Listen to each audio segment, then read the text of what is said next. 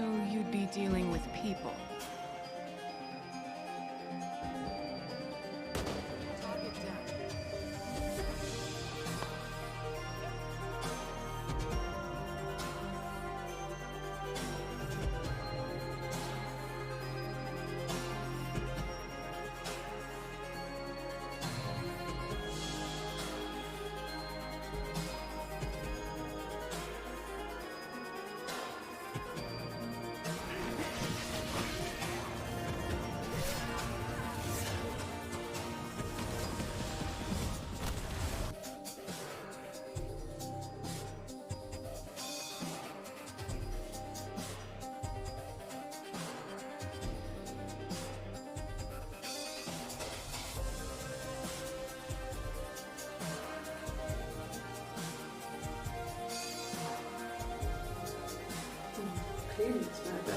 Damn, I'm still cool as a cucumber.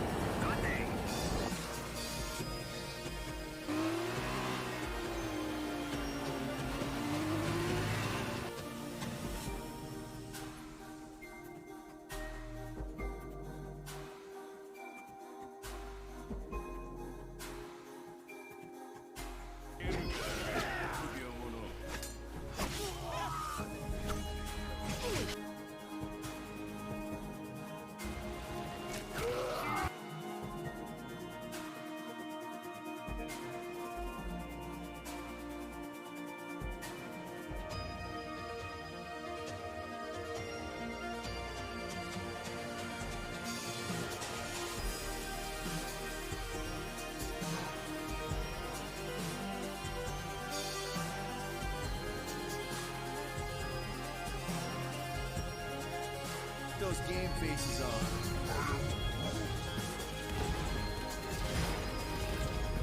Don't worry!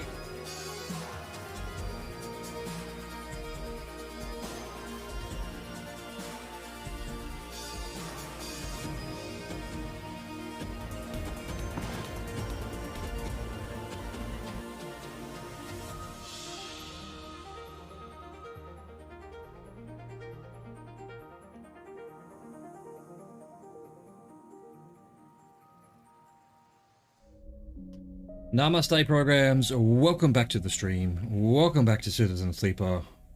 I'm keen to continue, so let's continue. Let's just get into it. Let's go. Cycle 9. Apparently.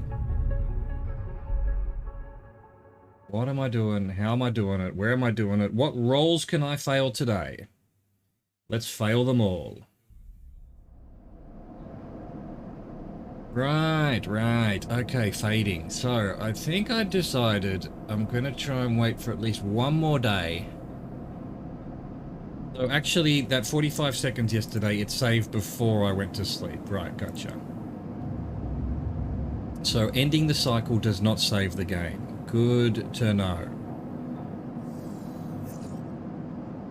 Yeah, now we need to get food. Do I want to stabilize now? Well, no, I can do it at the end. We'll just live with 3 today. This cycle. What do we got here? That's moving on, that's moving on. We need to buy some food. Let's do that. Fungus fan. Let's go.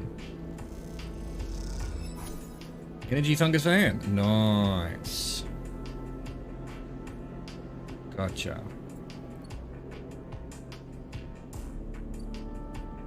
What am I waiting on? What am I doing? I need to do this because the a hunter's coming, or someone's coming. Someone's coming for me, and I need to disable the tracker before that happens. But to do that, I need to give this guy more data, except every time I do so, nothing happens. So I might... Okay, so we've got the diamond ones, triangle ones. These ones seem to give me... Don't even have a... I mean... What happens if I do the wrong roll? Match input.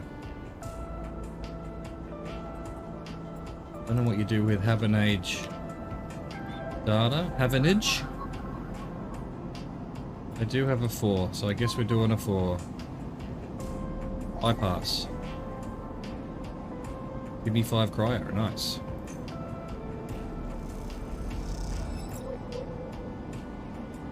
Oh, that's what I want. Solheim data. What happens if I do... I won't let me because I've done this one, but... It has to match? Nah, see, it won't even let me. Oh, good on it. Good on it. It's not letting me do something stupid, which is great. I like that. Hang on, so I need to go here.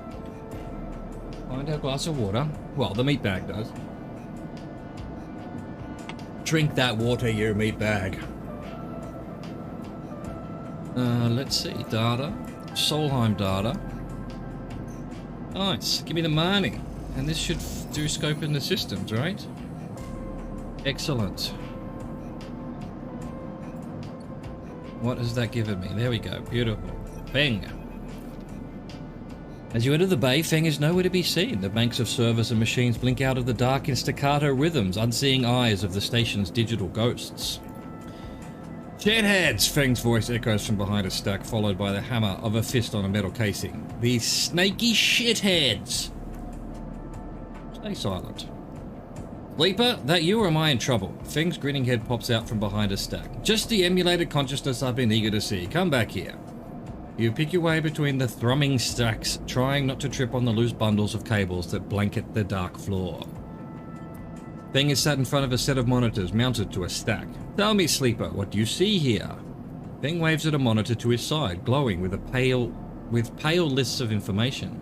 You lean in closer, looking for the links in the data. The tables seem to be filled with personal information, names, genders, dates, ID numbers, and all the markers of institutional records. Shitheads? Feng laughs. Maybe not all of them, but what kind of shitheads? Solheim?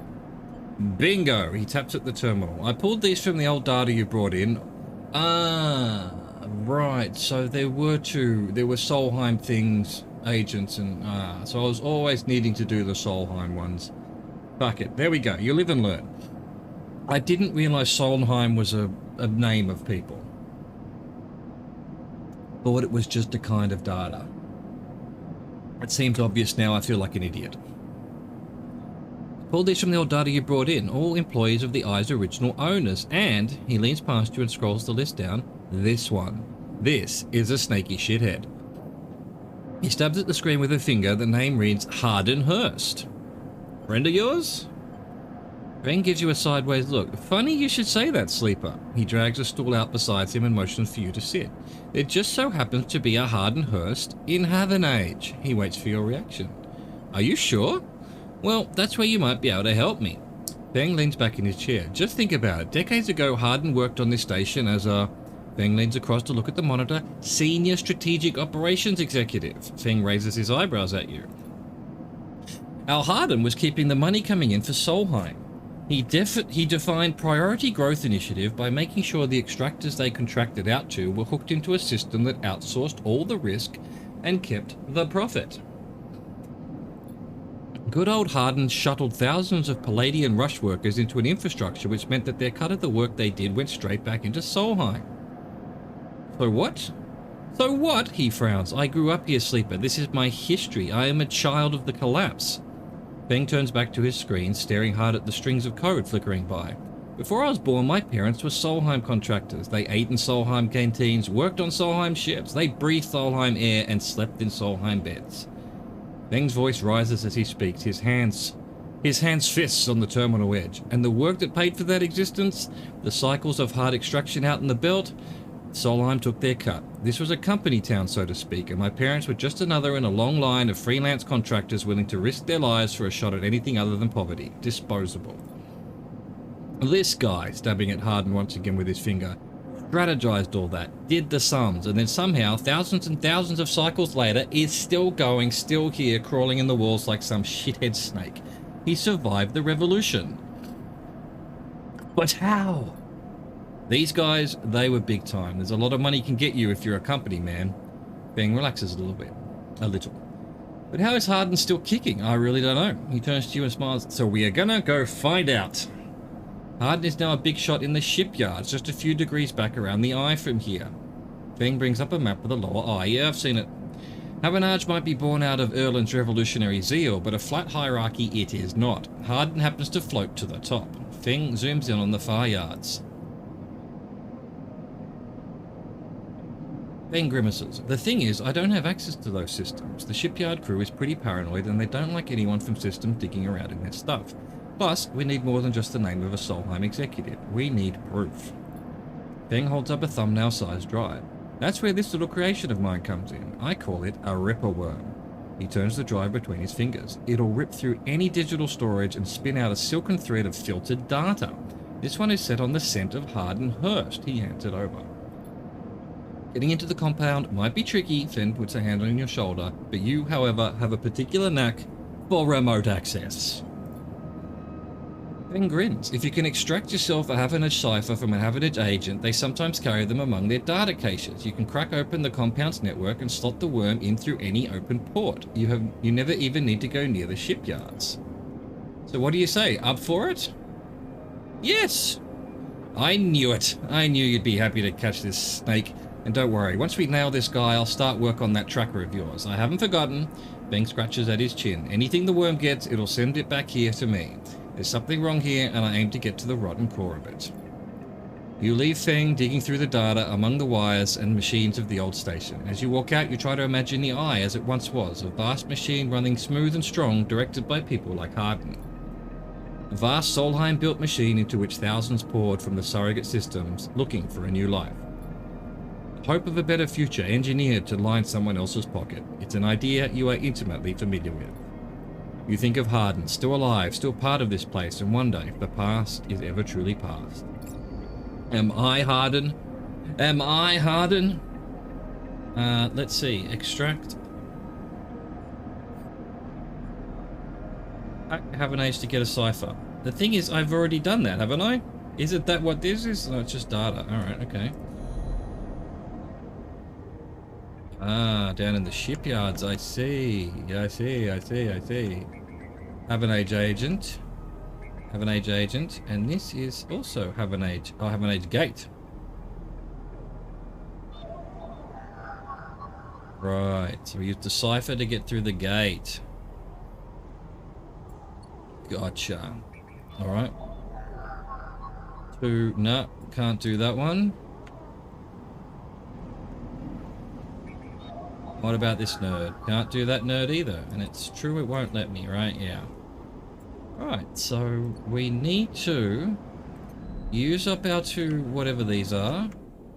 Maybe another one here. Local knowledge. Risky. Risky danger. What other things am I trying to do? Nothing. Got nothing.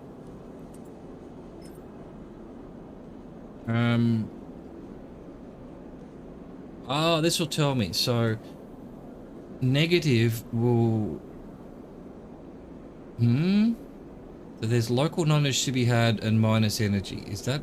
But why are they both red? This one's much more local knowledge, but minus condition.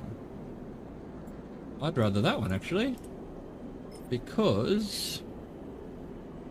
I'm about to redo my condition, so why not risk the condition? Let's see what happens. +3, plus.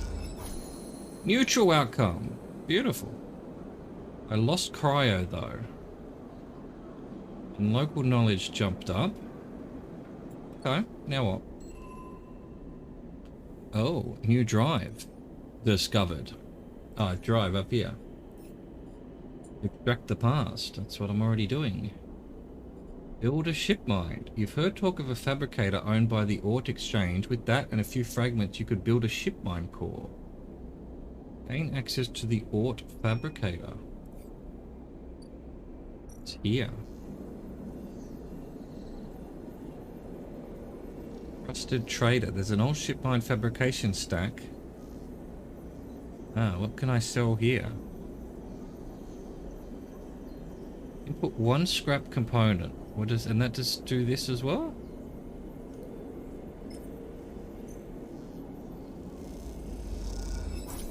Neutral outcome. Cryo. Trusted trader. Should I be saving this scrap components? I don't see why. Just didn't do it.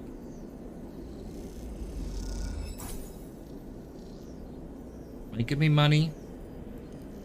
It's moving this on. Oh, is that it? No, hang on. Oh, there we go.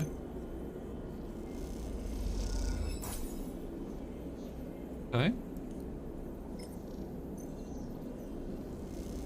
Right. Alright, that's all we can do for now. Do I want to do this one? Not really. What else? Now, here's what I was thinking. We've got... Sabine is setting off the case of stabilized vial by vial. But, so I've already got a vial. Will this give us 2 vials? I'm going to see how it... See, I just want to know. Or will this just immediately stabilize? It gives me 1. That's perfect. Because that's also going to move on the quest. As you quickly leave the surgery, eager to be away from Toshiro's glare, you notice something wrapped around the stabilizer vial, clutched tightly in your hand. Is it more water for my meat bag? It is more water.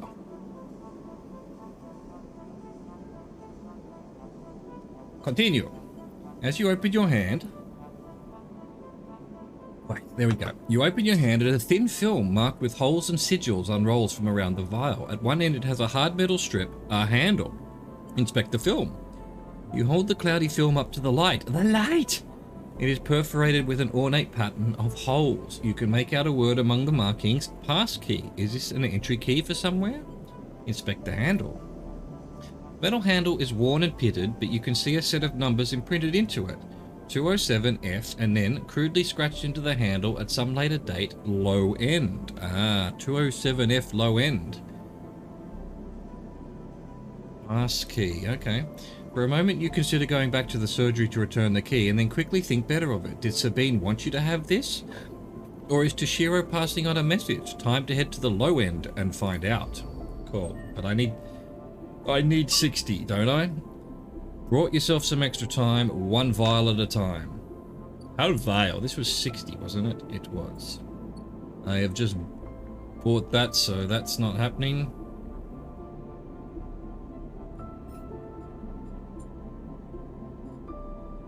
Okay, so we need to do an upgrade.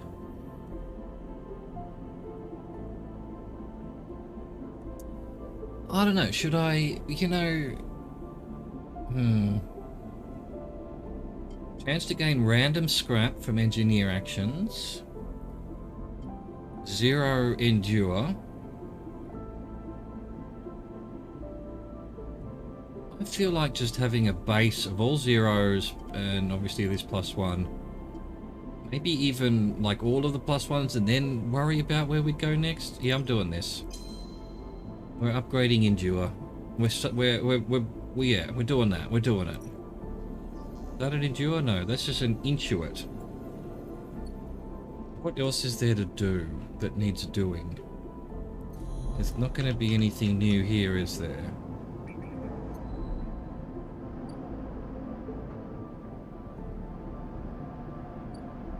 Shipyard. Risky danger. I don't want risky danger, you know? I'm not a big fan of risky danger. What are these two? These are just, buying ship mine fragment. Haggle over prices. Guess not. Nothing there. Rotunda. Danger risky. Plus Dock Watcher, that's that there. Minus energy. Minus condition.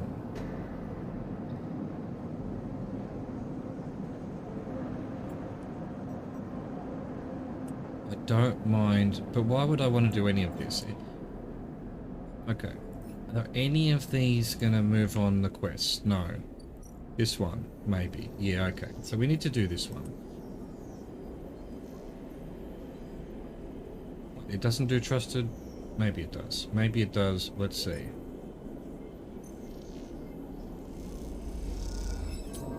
Negative. Minus lever. Minus energy.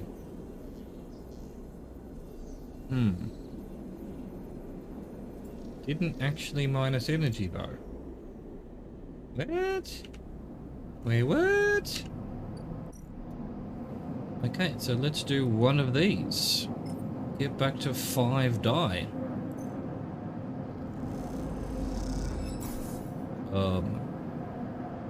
Body repaired. Condition stabilized.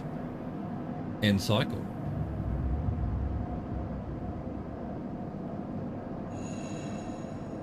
See if this ends up being a good idea or not. Look at that. Look at that. Okay, so number one. Who's this? Ethan, cynical bounty hunter. Hold it there, sleeper, comes a voice from behind you. Don't you run. Stay still. Good, good. A hand pats your coat down. You know your master's voice. Ethan spins you around. He is wearing a wide smirk and a slick jacket, and you immediately know he has terrible news. You got all the way out here and then stayed put? He laughs a cruel laugh. That's a sleeper thing? You're my first. You barely hear him. You've noticed the handgun he has leveled at your chest, and it's hard to take your eyes off it. He reaches down with his other hand and slips some kind of ring out from a belt loop without taking his eyes off you. Making it to the eye, though, that's pretty good. This place isn't so bad. Bars, markets, people. I pull most of my contracts out of asteroid caves or off of godforsaken moons. He splits the ring into 2 perfect circles.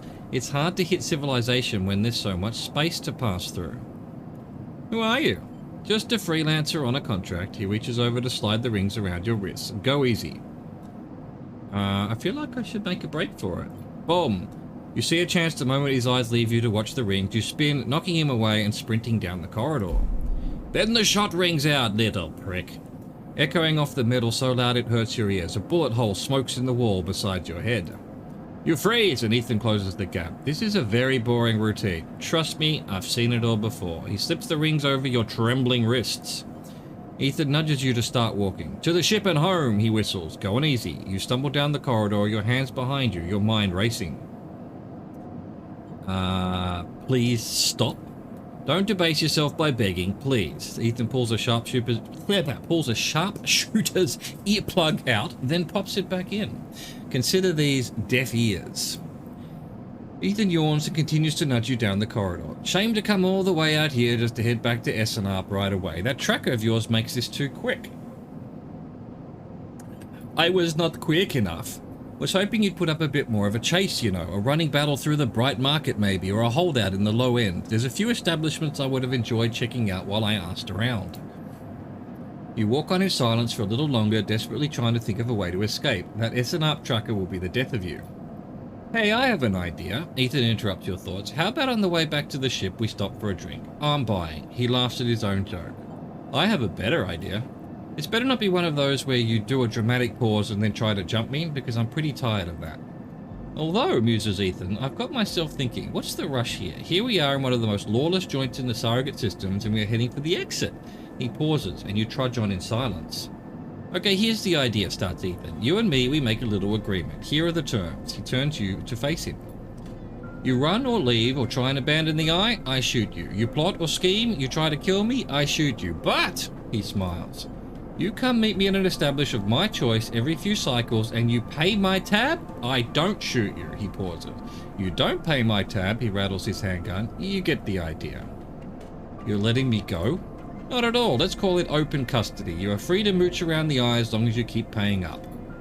He stretches. You know, I really thought I was going to have to kill you, but this is so much better. He clicks something in his belt and the rings release from your wrists. I'm going to see if I can find my old stool at the compressor club. Come see me there.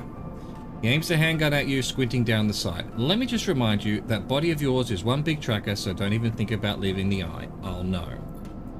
Ethan turns and strides off down the corridor, slipping his handgun away. The mix of relief and terror you feel is overwhelming. What are you going to do? Dang! So yeah, that was the final... Yeah. God damn it. Didn't get the tracker out in time, but we can still get rid of the tracker. I assume that helps.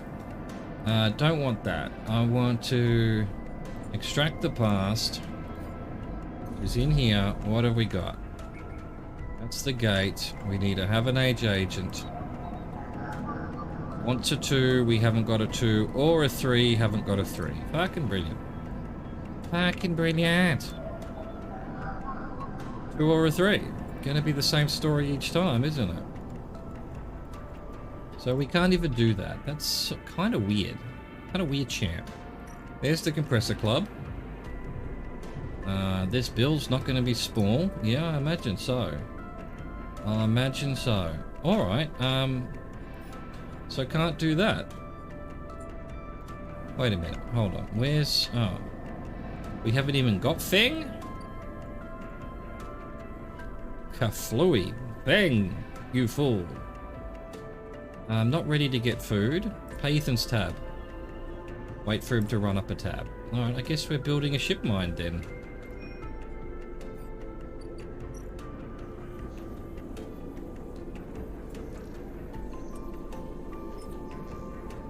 Go. Alright, cool. That has done that. Port fabricator. Fabricate the ship mine. Ship mines cannot be built from scratch, but if you have enough salvaged fragments, can be reassembled with a fabricator. I have 1. And what? I need 3. Gather 3 ship mine fragments. So that's down here, right? Yes. Buy 1. Don't want to buy 1. Can't haggle over prices. Do I have to spend money to get this? Where? Alright, I guess we're doing this then. Because some of these... There we go, we've got a 1. Oh, this might give us more things, actually. 1 encrypted key. Oh. Aging megalocks, okay. I thought that was going to give me more options. Keynode. Have an age agent. Keynode. Keynode. And I don't have a Havanage. How do you suppose that's pronounced? Havanage? Havanage? Can't do that one. Can't do that one.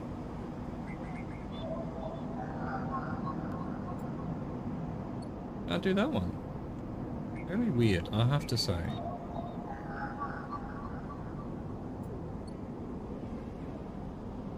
So, if I'm not mistaken, what if I've got nothing to actually spend my stuff on? I guess there's that, which we haven't done. We don't have 60, okay. That's just going to be to buy that crap.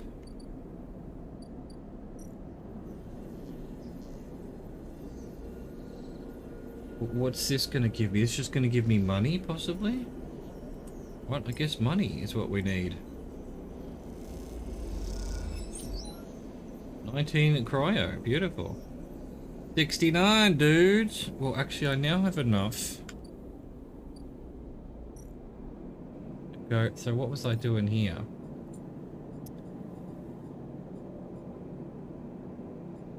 Didn't give me a...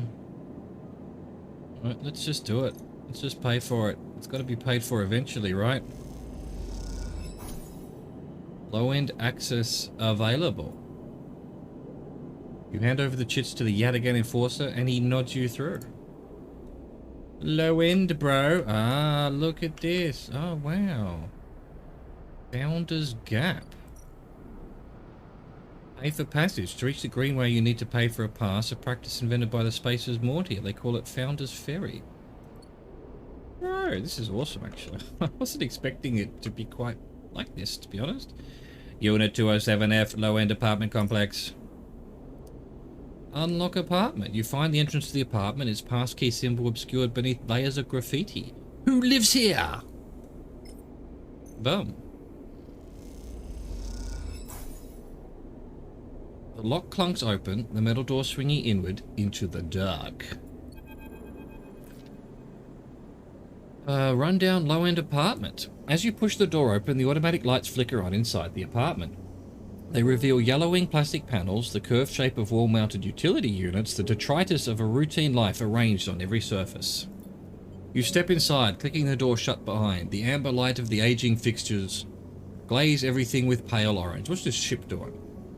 The work surfaces hold a variety of objects indistinct in the dull lighting. A pale blue light drifts from a doorway at the end of the room. Inspect the surfaces. Smudges through the thin layer of dust suggest a recent, rare and hurried visit. They trace a path to the water dispenser, the auto wash, then to a cabinet still half open. On the shelf sits an empty pill case. Go to the doorway. You cross the cramped utility room with its auto wash, dispensers, water closet towards the doorway. Through the doorway is a dark, warm room, lit only by the faint glow of a terminal screen. Inspect the room. A bunk is tucked into the wall. The blanket's ruffled. A wall desk glitters with rows of vials and containers. A briefcase lab sits open, loaded with rows of reagents and compounds you do not recognize. In comparison, this room is clean, ordered, controlled. Approach the terminal. As you approach, there is a crackle from somewhere in the dark. Sleeper. Sabine's voice shakily echoes through the apartment.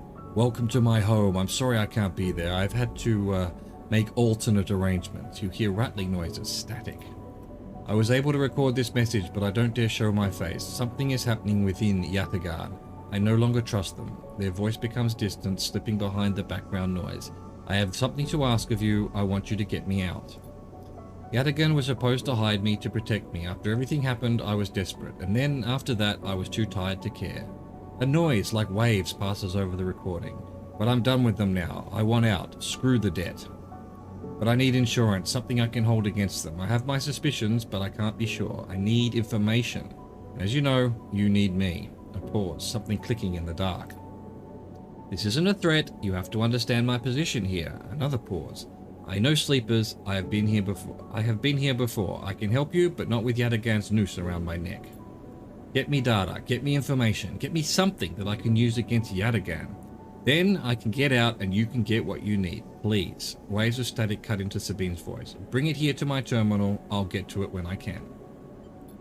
You look around the tiny room and try to imagine Sabine living here. Looking at the desk, sleeping in the bunk, blinking into the terminal in the dark. The recording cuts to static, filling the room with its white hiss, then silence. Says the terminal. You sit in front of the humming terminal and hit a few keys. Sabine has left an access port open, but the rest is encrypted, locked away behind passcodes. It seems Sabine might not trust you as much as they want you to think. Who does Sabine need to hide from? And what debt do they owe Yataghan? You try to assemble the pieces, but too many are missing. The only thing you know is that without stabilizer, your body will die. You glance at the briefcase lab on the desk, its glassware glinting in the dark. You turn away and leave, the door clunking shut behind you. Back in the corridor, you notice the scrawled graffiti of a blade on the opposite wall. Yataghan. You feel yourself being drawn into something you don't quite understand. No shit, Sherlock. So we've got a new drive, presumably. Get Sabine out. Extract Yataghan data for Sabine. I think I already have Yataghan data, do I not? There's one. Yes, yes. Sabine's terminal sits open and waiting for the next batch of Yataghan data. Do it.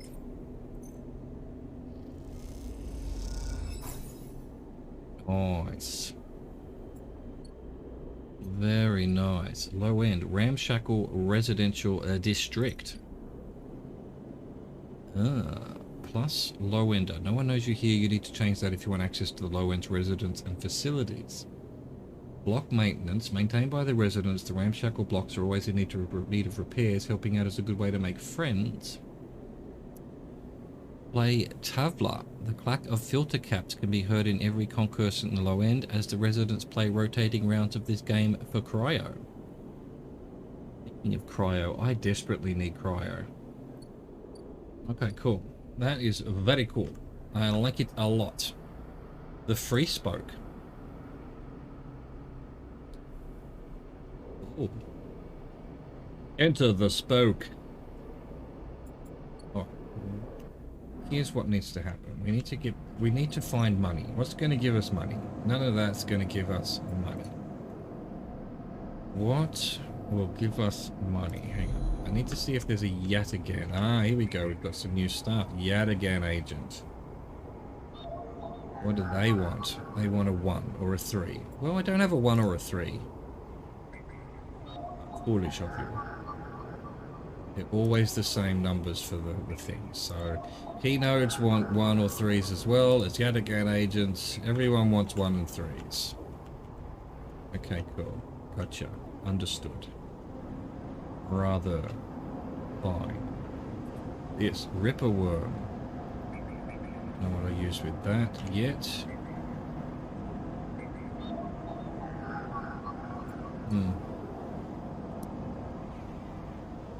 Seems to me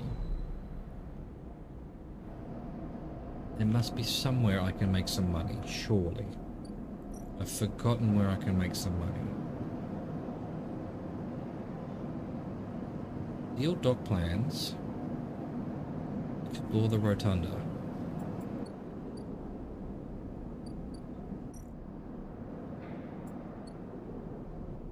I'm gonna need food next round. Yeah, sell that. This is where I make money. This is where I can currently make money, possibly. Need 7. Beautiful. 19 is good. We need the monies. Watch this. 25% negative. 1 in 4. Oh my god, I got positive. The luck has changed today. Beautiful. Alright, well, we need to sleep then. Beautiful. Good day. Good day.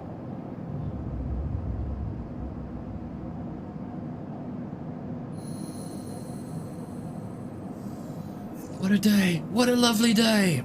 Alright, first things first. Food.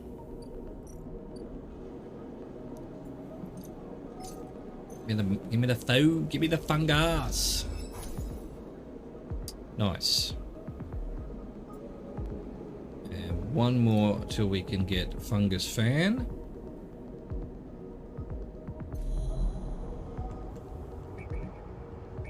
Let's not do that. I want to do this one first. If we've got any Habanage agents up here. Nope, nope, nope. There's one. 2 and 3, possibly. I have a 3. Alright, we'll do the 3 then.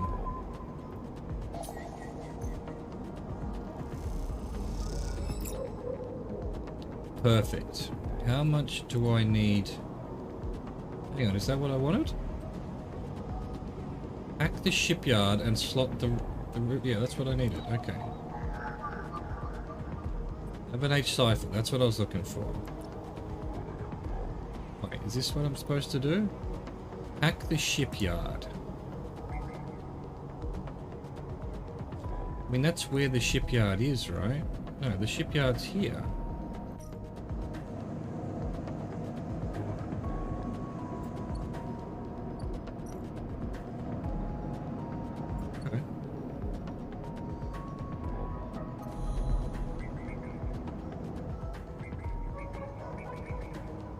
Yes, I mean, hack the shipyard is... The shipyard's a terminal network. I guess that's what it is. Let's go. The gate flips. You are in. Slot the Ripper Worm? Ah, Habanage Port. The port sits waiting for you to slot in a Ripper Worm. What will it find in there?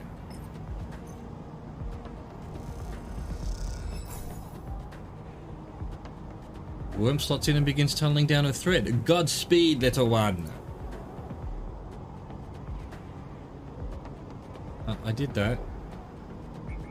Now what?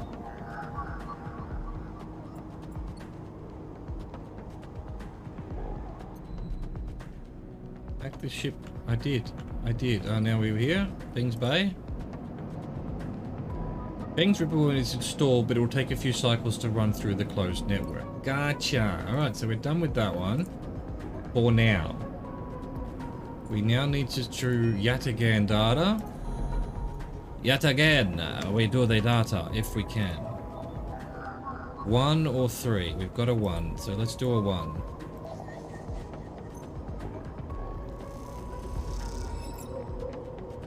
Okay, excellent. This will be 1 or 3 as well. Yeah, it's always going to be the same, it seems. Cool. There we go. And then Sabine. There we go. Put that in there. Boom. 2 down. 2 down.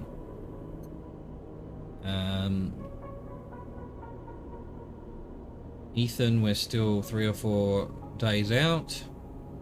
That one, I need to wait for Feng. Build a ship mine. Oh yes, I need to do that too, don't I? Okay. Right, so they're gone for now. And these guys are here. Right. Offloading scrap, unload containers. Freighter crew are eager to get their payload into the Ort exchange, so this will give me cryo, 15 cryo. But also what? Nothing? But then this one up here has given me... What am I doing? There was something here, the exchange? Yeah, this one gives me 19. So I'm doing 19, right? And there's not much else I can do. Everything else is sort of... We're waiting. Just have to get some money from this. So neutral gave me 12.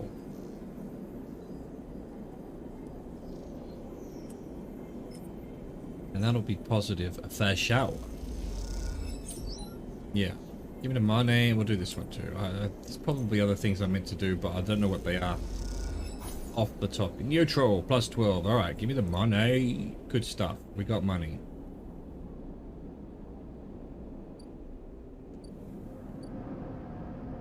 Oh, there were shipyard fragments here?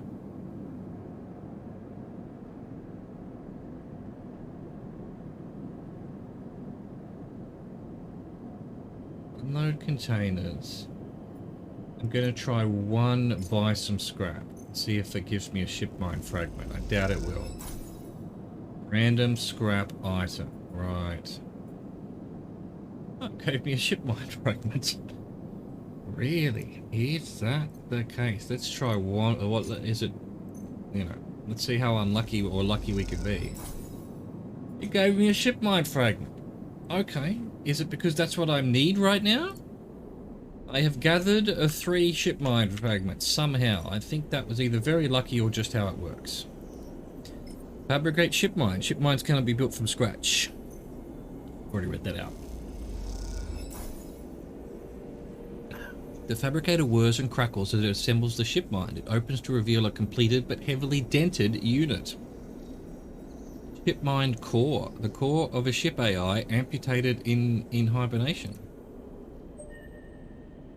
Drive completed. Build a ship mine from fragments.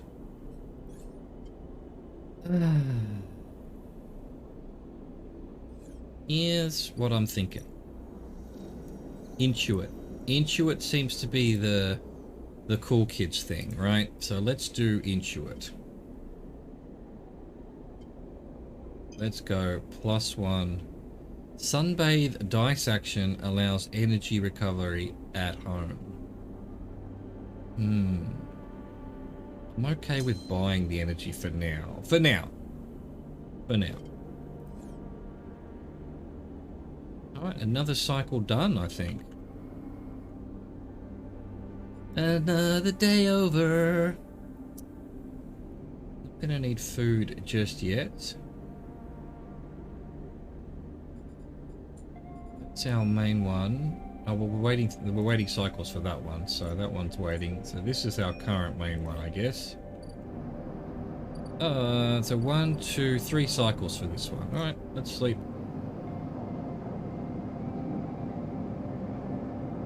We Gucci. We Gucci Gucci Goo.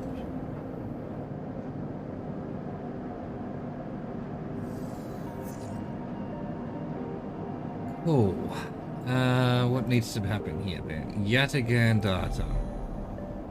Yet again, we meet yet again.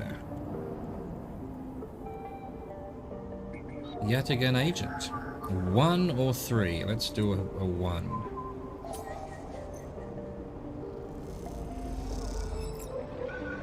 Okay.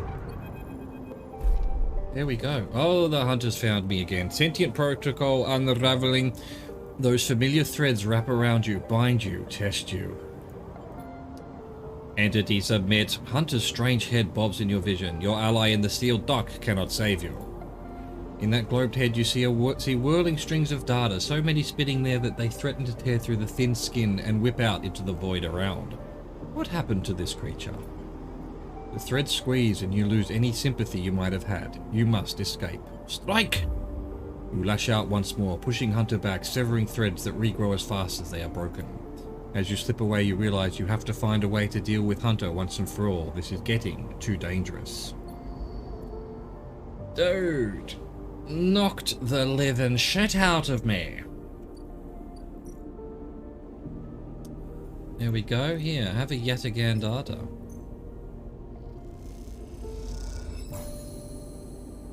Continue.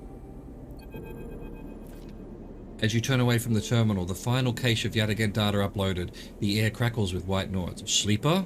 Sabine's voice, weaker than before, comes through the haze. Sabine? A sigh of relief comes through the layers of noise. The call must be coming in from somewhere on the station. This has to be short. I don't know if yet again are monitoring me. Their voice is hushed, distant. You try to focus on it. The data you've been bringing in from yet again agents, there's something in it I don't understand. A shrill howl rattles through the signal. This data is all gleaned from their implants, records of integration with their nervous systems, performance analysis, error rates, usage data. I installed many of these implants, and I didn't enable any of this functionality. Their voice dips under the level of the noise, like a swimmer slipping beneath the water.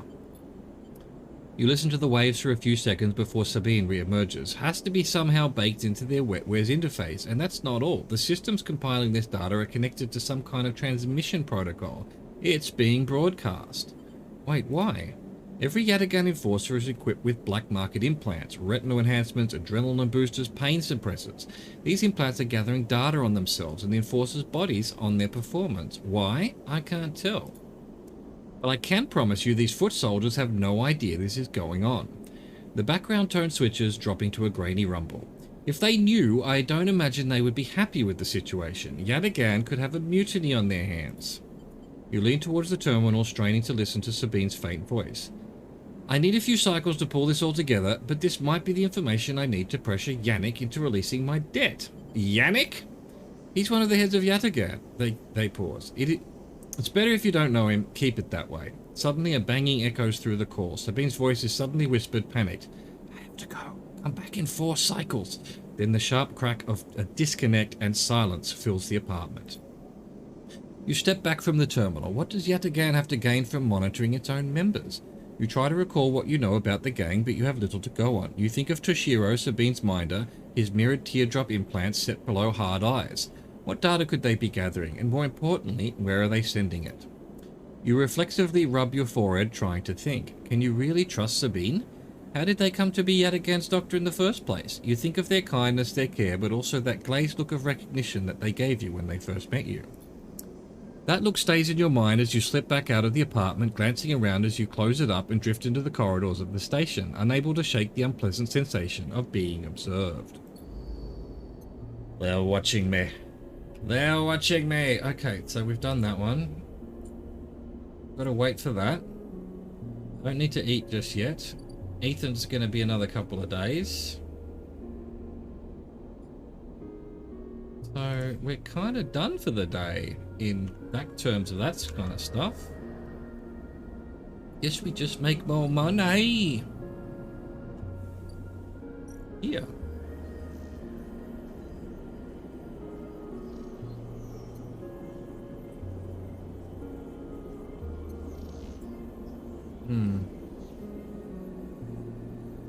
I don't know what else I could be doing. Should I be, you know, leveling these up as well? That would give, so plus yard hand. This, I guess, would possibly lead to more money down the track. And maybe I should give it a go.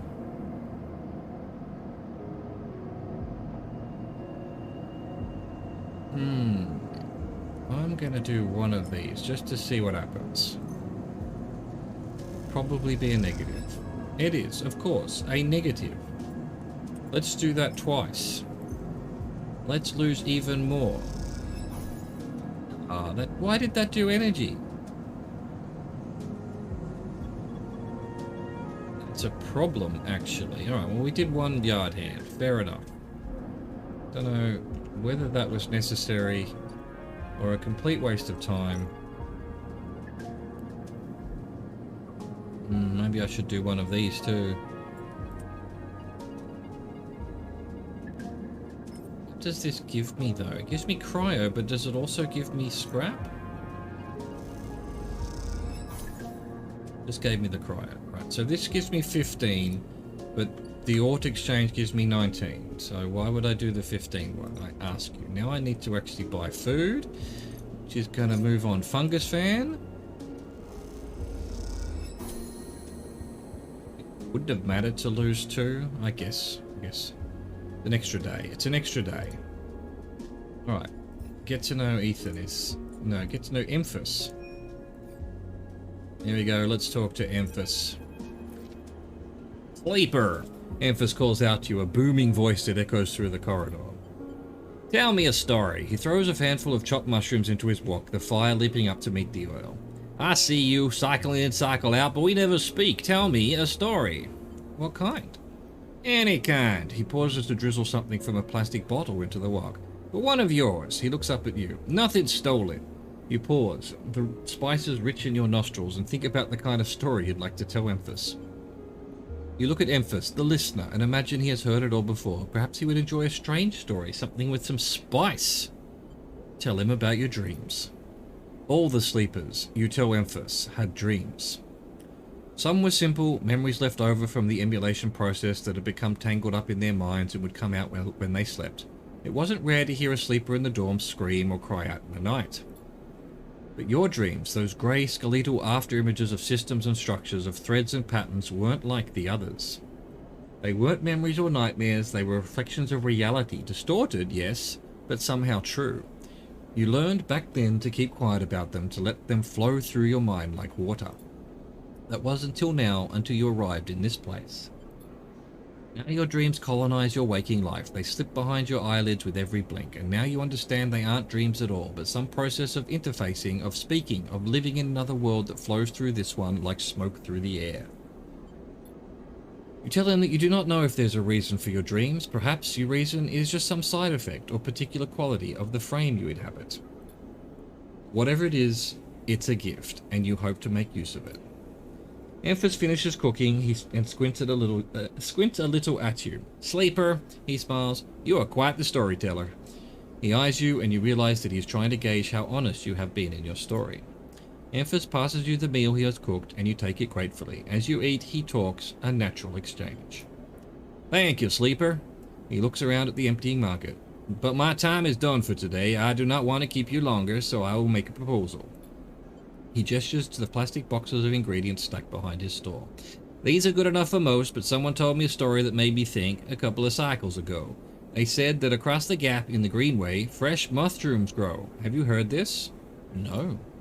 Neither had I, and I trust the one who told me. Emphas begins packing up his things. Can you bring me some? I cannot cross the gap, and I worry about leaving my things behind. He smiles. I am sure a storyteller like you could handle the trip. I'll prepare them for you, and if you wish to tell it, be the audience for another story. Agreed. Good, booms Emphas.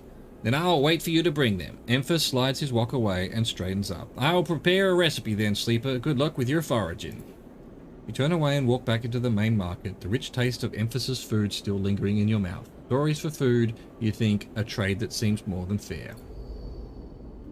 Dude, I'm now 5. Yay! Look at diet. Look at diet. I don't need more food. For a while. We've got a 2 here.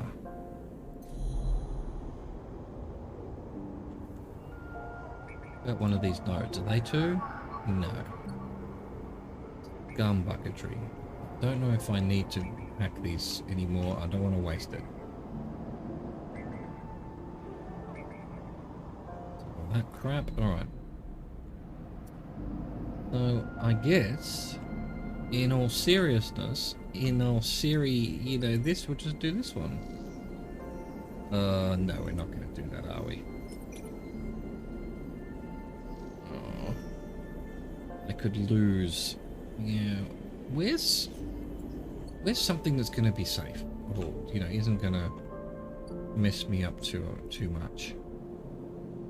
It's just to level up my low end. Low ender. No, well look, I guess we're doing shipyard. I guess we're doing shipyard, seeing as we did one shipyard. We need to do another shipyard. Engineer, endure.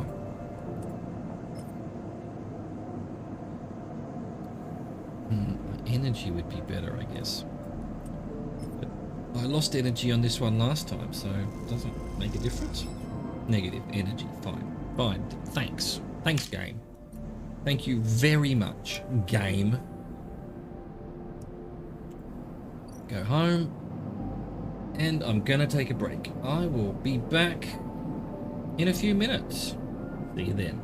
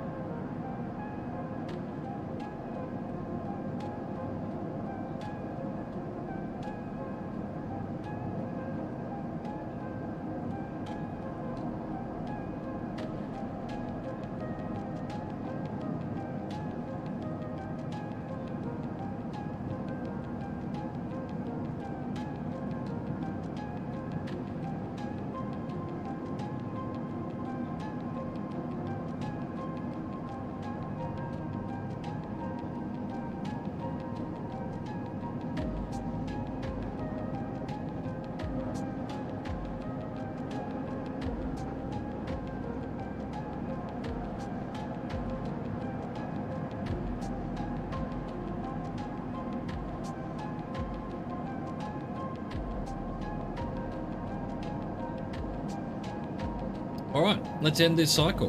It's not going to end itself, now is it?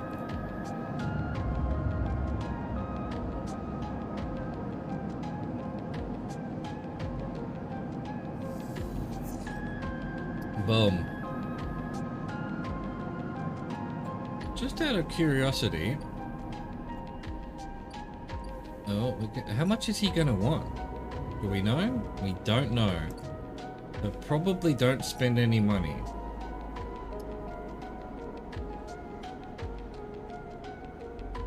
This gives +3, doesn't it? I think it does. Okay, cool.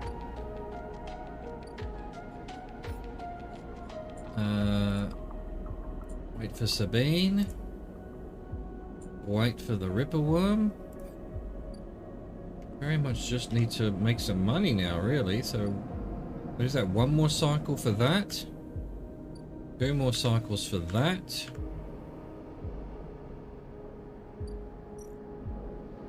And this was 150. So allow me to express my fuck thatedness on that particular. What does the ship mine core do for me? Can I sell that?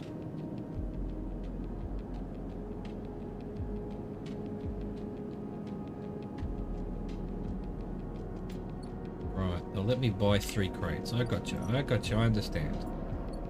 I understand then. Okay, fine. Well, there's nothing for it. It's just making money now, I guess.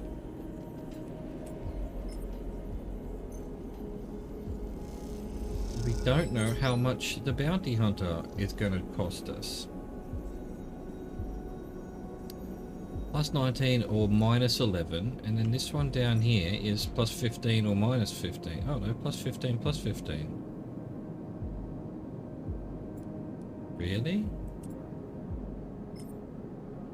What's negative gonna do here? It was neutral. Well, let's find out what negative does. Because this will almost certainly make it negative. Takes... Okay, cool. But you still get the cryo. Right.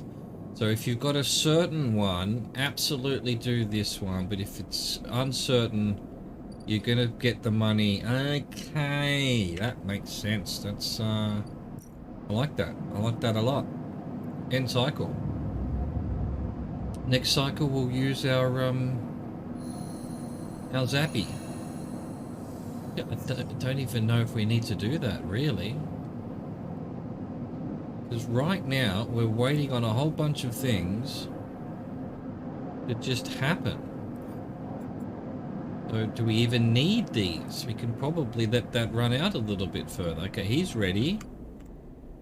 He's not, but we need food. So we will buy food.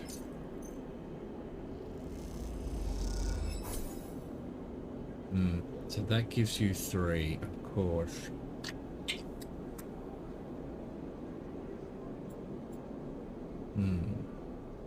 Have I always been able to get more than that?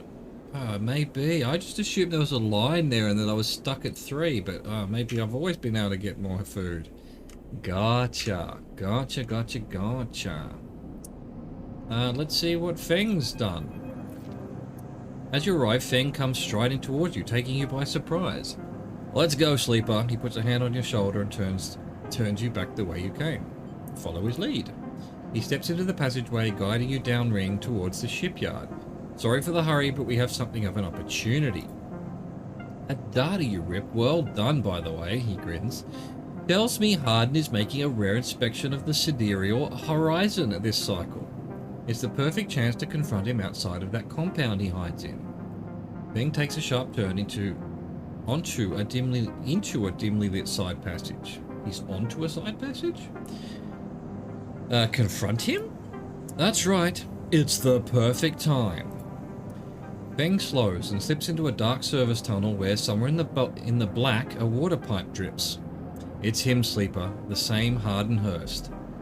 Our worm ripped out decades of records that mention him by name, an entire trail of documentation from the first days of the Solheim collapse until now. He wrote out the whole thing, slipped into Havernage when it first broke off from the Union. He paces in the tunnel, a hand rubbing at the back of his head. I need you to understand something about Solheim, Sleeper. I don't know what you know about the collapse, but it wasn't as instant as it sounds. It wasn't like Solheim was here running the station one day and the next Elrond Union took power. Back then, Solheim knew this place was slipping away from them. As the Palladium market collapsed, they tried to keep the contractors here working. The pay got smaller, the costs higher. People like my parents were forced to work non-stop just to keep a berth on this station and water in their tanks. Solheim squeezed every last worker until the mistakes, the accidents were coming in non-stop. And as new waves of contractors came in desperate for work, Solheim welcomed them, taking bribes instead of checking pilot licenses. The whole time Solheim was folding up, excuse me, dragged into court cases in the central systems, while this severed limb of a station still desperately tried to take all it could. The riots came after the collision at Dock 2. A young pilot, his MEV overloaded with palladium, miscalculated his trajectory and took out a section of the ring. Hundreds died, thousands panicked. My parents told me people were terrified and the blame fell squarely on Solheim. People like to tell stories about Erlen, how he brought the faction together, spoke to the crowds, turfed out Solheim. Maybe that's true, but my mother, pregnant with me, locked herself in their MEV and welded it to the dock, while my father joined the improvised crews trying to seal up the ragged edges of the gap. He never came back. Feng pauses in the dark. They sealed it up though, and by the time they did, Solheim was gone, abandoning every one of us to the black. Apart, Feng finally turns back to you now, his eyes burning. From shits like Harden. Shits who held their place, rode it out, and slipped into the new structure like nothing had changed, standing shoulder to shoulder with those they had exploited at every step. Feng starts walking again. That's why I can't just let him strut about the shipyard. This time his past catches up with him. How is he still alive? Clearly you don't know much about executives. That kind of power comes with certain benefits. Feng rejoins the main passageway, which is now wide and glass-roofed. Through the ceiling you can see ships in mid-construction, their flanks lit by the flashes of plasma torches. The entrance to the shipyard is ahead. Let's go. Feng grins. Let's go show this shithead some consequences. He strides to the shipyard entrance and pushes through the doors. A web of corridors lead through the complex, snatches of the construction bays always appearing through windows. Ships are suspended like whale corpses, skeletal, imposing. Feng seems to know exactly where he is going, and before long you cross into a huge dry dock locked into one side of the sidereal horizon. A network of platforms and scaffolding cling to the ship's hull, filled with workers and equipment. The sound is stretched out by the vast space so is the welding, so that the welding, cutting and sealing seems to come from everywhere at once. Both you and Feng spot them at the same time, a group walking slowly across a gantry, and at the front 2 men, one gesturing towards the ship and the other stick-thin, cleanly dressed with a shock of grey hair. Harden. You and Feng say his name in unison, and Feng sets off up the staircase to the gantry, with you following behind. As you come to the same level, the group is passing closer, the foreman gesturing to the work being done throughout the dock and Harden nodding along. Hardenhurst! Feng shouts across the noise, taking you by surprise. His voice bounces and comes back in a rippling echo. The figures turn. Yes? Harden asks quizzically, raising an eyebrow. He glances between you and Feng, and you see his gaze linger on your body, unsure why a sleeper might be in this place. You are a traitor, Harden, a Solheim executive who tried to hide here among its victims. Feng's voice is steady, strong. You stand for everything the Eye was rebuilt in the shadow of, against everything Erlen stood for, against everything Havanage stands for. You have no place on this station. For a moment, stillness descends on the group, as if everyone was held in place by the rattle of construction. Harden laughed. Well, good to meet you too. He glances around at those around him, some are smiling, the others nervous.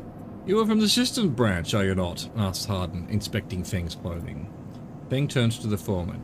You need to call your security. This man is a corporate agent. The foreman glances between Feng and Harden, his hands drumming at his sides. Harden leans towards him and says something inaudible. The foreman nods. It's true. As you begin speaking, Harden turns his attention to you. And what would a sleeper know about that? You accuse me of being a corporate agent. What are you, if not exactly that? He looks around at the group, who are already eyeing you with suspicion. You are a product of Essenarp. You have no place in a Havanage shipyard. Who knows what signals you are sending back to your makers? A murmur of approval runs through the group. Well, this is the worm has turned. Feng holds up a stick of memory. You guessed right, I am systems, and I have records that link you directly to Solheim right here. He turns to the foreman again. So once again, I'm asking you to take this man into the custody of the shipyard. The foreman remains still. Hardin's voice is calm, measured. If you have such data, why hasn't it been submitted at a members' meeting for proper review? He shakes his head. I have nothing to hide. Unlike a man who does not announce his name, who enters my shipyard with corporate property in tow, and tries to turn my own men against me. You hear it now, the echoing sounds of boots on walkways coming from all angles at once and then settling behind you. Please, says Hardin. Submit the data through the correct channels, then we can talk. For now, however, you must leave. He gestures behind you to the security detail, their hands on boxy black sidearms at their side. Feng spits. Hardin, you shithead, you can't wriggle out of this one. A security officer draws their weapon and levels it. Feng turns and stares him down. Let's calm Feng. You look at Feng, he shakes his head and puts a hand on your shoulder. Let's go, says Feng, and he pushes through security, heading back down the walkway. Once security has walked you out of the shipyard and nudged you back into the corridor, Feng picks up pace. You try to keep up as he slips into the shadows of an entrance. Feng is grinning ear to ear. You know, Sleeper, sometimes people are exactly how you expect them to be. Something pings in his pocket and he takes it out. On the slate, a web of connections starts drawing itself out, stretching to a set of points around the ring. Got him, mutters Feng. What's going on? Hardin is doing what any snaky shithead always does, calling his friends. We are tracking his outgoing messages. Feng's grin looks ghostly in the uplight of his screen. The old ways are the best. Spook them good enough and they'll give your game away. He jabs at the slate and you see the web is being drawn over a map of the ring, lines bouncing from point to point. All these dots, these are Hardin's buddies, the ones he's messaging right now, and we are going to find them all. That was on purpose? Of course, Hardin isn't working alone. We need the full set or nothing. Feng glances around and slips the slate back into his pocket. We better split for now, Sleeper, but this is exactly what we need. Good hunting. With a pat on your shoulder, Feng drifts away, back into the flow of people around the shipyard entrance. You watch him go, unsure whether to be angry or impressed. Why not both? Drive completed. Beautiful. Do I get another one? No, I do not. So this is probably the next one that's going to happen. Or pay Ethan's tab, maybe. Okay, so Feng, 1, 2, 3, another 4 days for another Feng. Let's do an upgrade. Let's do an upgrade.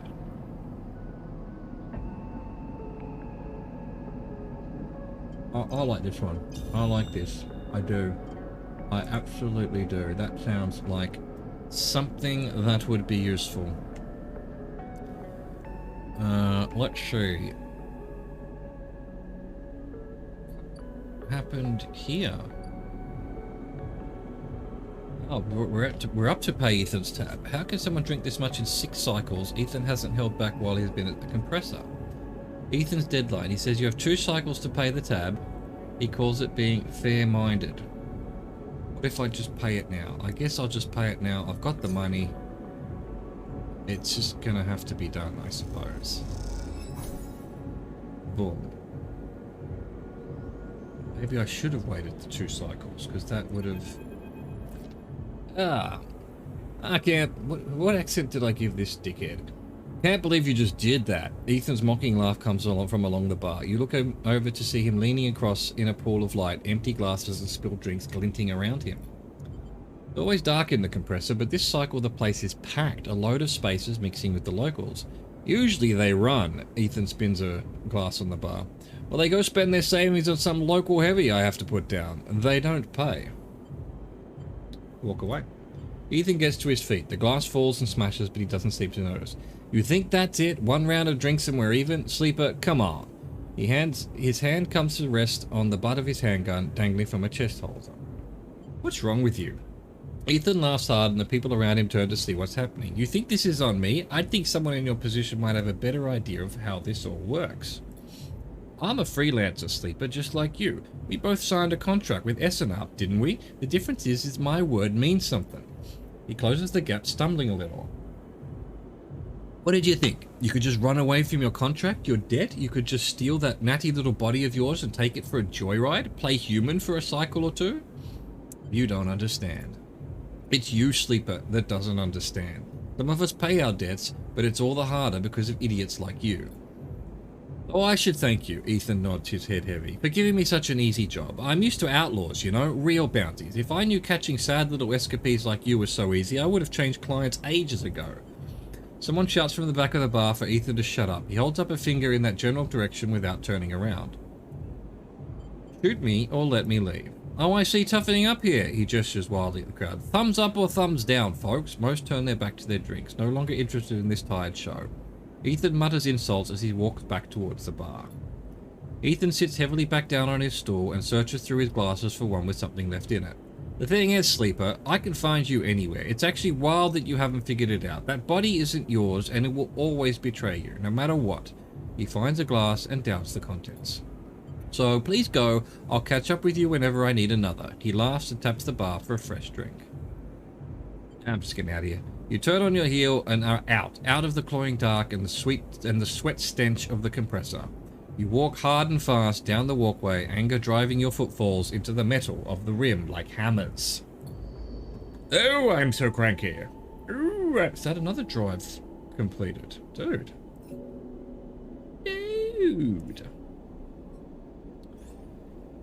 Oh, now what am I gonna want? Reroll all of your dice once per cycle. Ooh, that's pretty cool.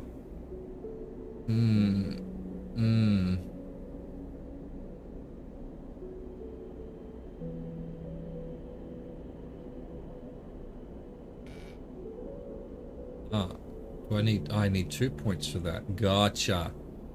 Gotcha 100% gotcha.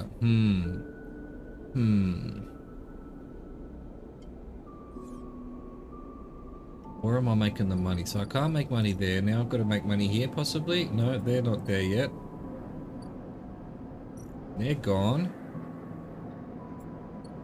Where do I make money then? Back here.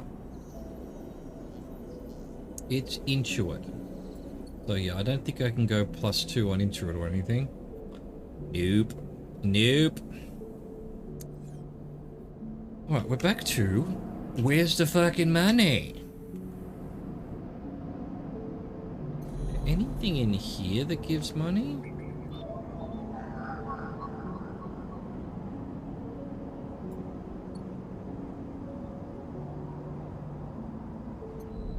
I don't think so. Where's this sunbathe? There it is. Safe. So if I use one of these...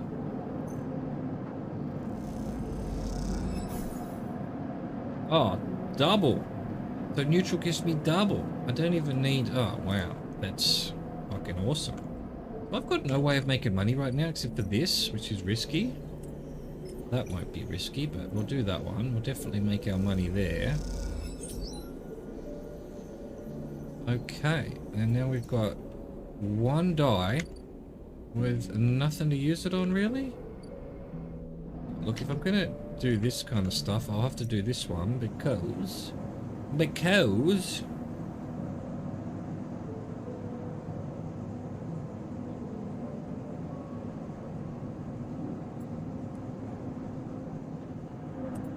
rather lose condition at this point because I'm about to use my other stabilizer. Thanks for just killing the condition. God dang it! Alright, we need to do that. So again, oh well, it's too late. I've done it. But yeah, I could have just... don't really need any... I've got nothing to spend the dice on. It's fucking bizarre.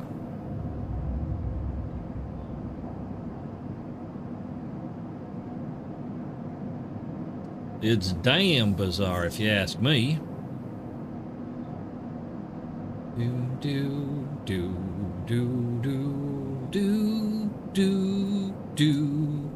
How do I re-roll?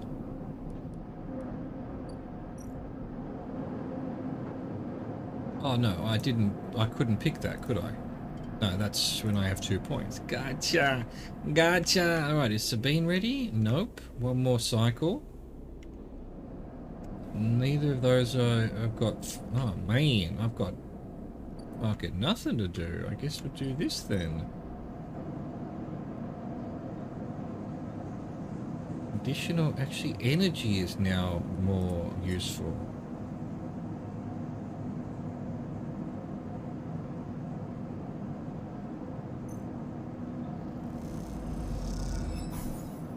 Okay, that was useful. Good, good. I'm going to try this one as well. The rest of these... Haven't we got some cryo? Dude! Okay, so we're gradually working on that. Waiting on him. Waiting on these... Isn't he there? He's not there. So they're not there. These guys aren't there. Guess we'll go in here. Oh wait, so every time I do something here the hunter comes close. Oh, I get you now. I get you now. Oh, what are these for? Oh, for Sabine.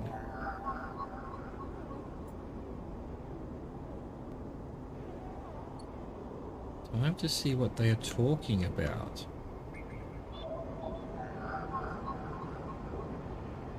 I'm gonna see what these are doing. What does Aquino give me? Encrypted keys, which I don't know what to do with yet, but why not? Why not? 3 or 2, and I can do it too. Let's go. So they're not always the same. They seem like they're always the same. I don't know. I don't have any use for them yet. Okay, so every time I do one of these, the hunter gets... I didn't even notice any of that. God, I'm blind as a bat. Blind as a motherfucking bat. Let's do an energy.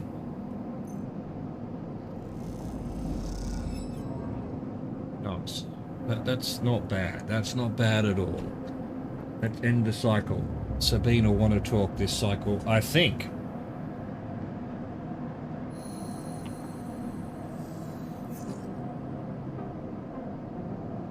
How do I...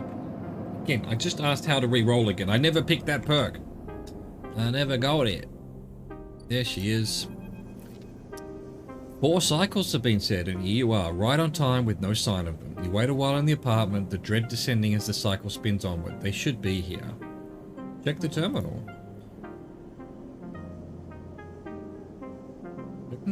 I'm hearing things. Ugh, probably shit going on that side. Who the fuck knows? You check and double the terminal. You check and double check the terminal for messages or recordings. Nothing. Just the pale glow, the silence. Check the door. You pace back and forth around the apartment, the rumbling of the station suddenly so present and loud. You go to the door and open it to an empty corridor. You close it again. Wait. You try to settle down. To wait, you sit on the bunk and stare out at the tiny room. Where the hell are they? A knock at the door. Open it. Rubber, loyal Yatagan lieutenant. A figure stands in the door and immediately you know it's not Sabine. They are taller, sharper, and something in their face glints in the half-light. A dark shape, like a stubby baton, hangs loosely from their hand. Our local sleeper, good to finally meet you. She steps into the apartment, glancing around with sharp eyes. What, may I ask, are you doing here? She fixes you with a steady, unwavering stare. Waiting for a friend. Of course, a mutual friend of ours, the good doctor. I don't know why she's Russian, but she's gonna be Russian. She walks past you into the apartment, glancing around. We set them up here, you know. This place is one of ours. She picks up a glass from the dispenser and inspects it. People always seem to forget to put them where they are. She glances at you, and I suppose you are here to help. Something like that? Good, good. She puts the glass down and turns to face you. I love to meet helpers. They need so many, but I can find so few with the right skill. She spins the baton in her fingers by her side, her eyes not leaving yours. We have a problem, you and I. It seems our friend has disappeared, left without even saying goodbye, which means they are in a little trouble now. but it's the kind of trouble that you need help for, so I thought I'd come down here and take a look at their little hidey hole and see, and here you are, the help. He looks through the detritus on the side. And what help, a sleeper no less, which I have to admit is a little surprising. It suggests to me that our friend hasn't been very honest with you either. What do you mean? Well, I'm sorry to report that before we got them set up here, Sabine was working for your owners. She pauses. Essenar. You blink hard at the news, unsure of how to take it. Rabia looks away. Oh, it's Rabia. Waiting for a response. Prove it. Happily.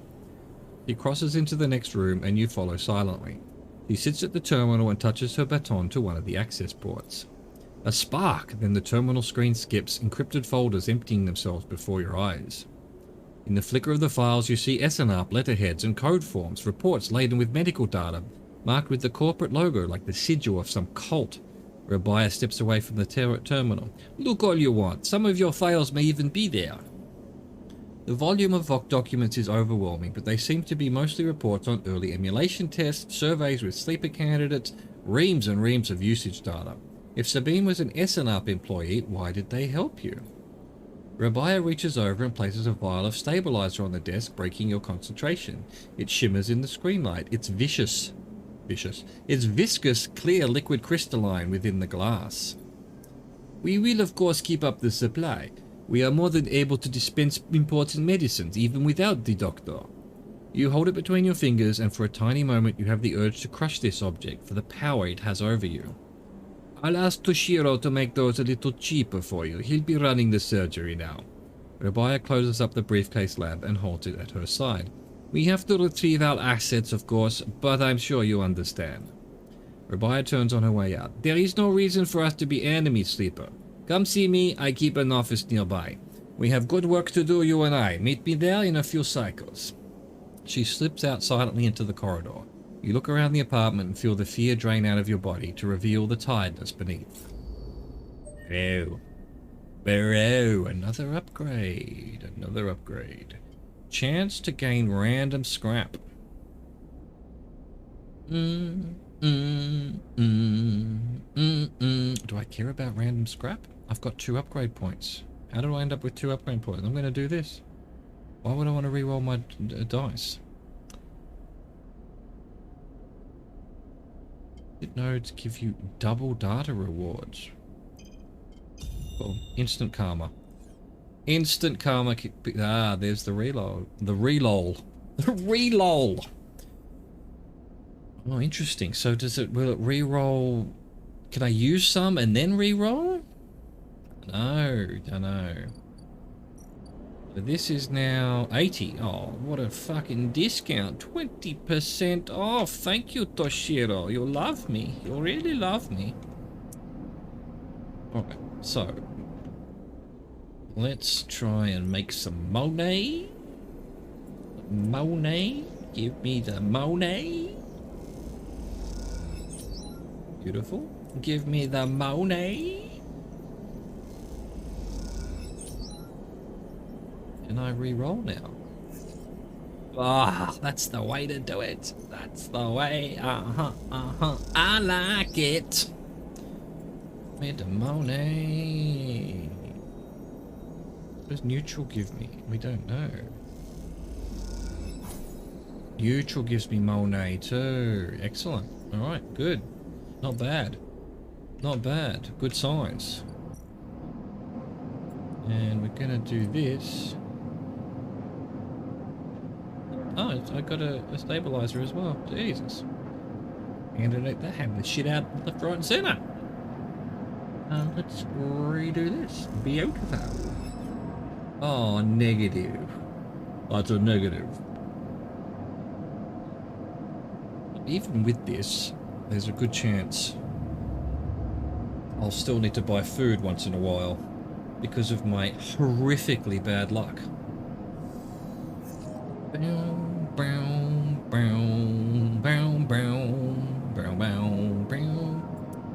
Okay, what are we waiting for here?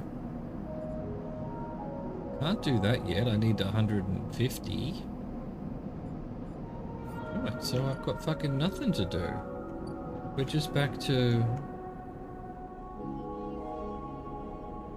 Don't know whether I need to do anything in the net here. Ah, this is Rabia. Oh, we're waiting 2 cycles for her. Okay, gotcha. Gotcha. I did not know that. That's news to me. This is 150. Fine. Well, we're nearly 150, but probably need to save some money. 100% positive. Give me the 19. Beautiful. And this is 50. So even neutral gives me money. These ones are worth fucking money, and I got positive anyway.